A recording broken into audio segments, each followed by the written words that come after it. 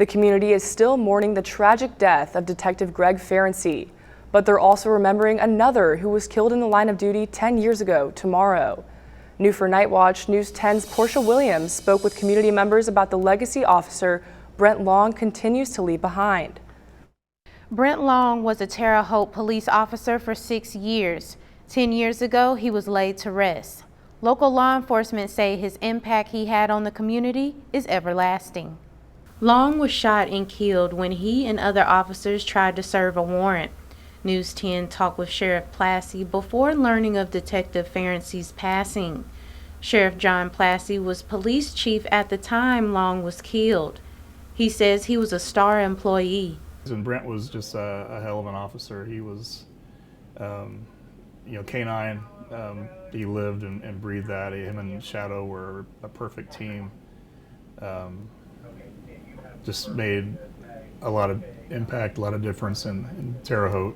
Brent Compton, the owner of Pacesetter Sports, always pays tribute to fallen officers with a sign outside of his business. Every year since he's passed, we put that up on our sign for his family, for the Terre Haute Police Department family, for basically the law enforcement family.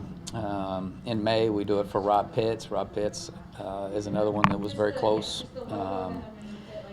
We do it for both of them. Mayor Duke Bennett has witnessed 3 officer shootings now since he's been in office. With the recent killing of Detective Ferency, he says he feels like the Long family is reliving Long's death all over again.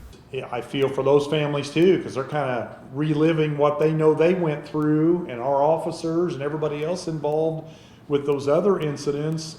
Sheriff Plassey says Officer Long had a bright future ahead of him. What really sucks though is, it's 10 years now, and you wonder where he'd be.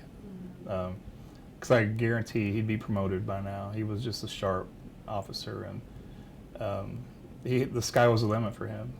And speaking at his funeral, that's what I said then.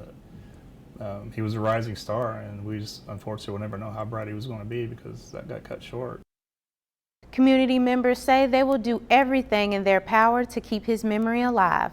Reporting in the studio, Portia Williams, News 10.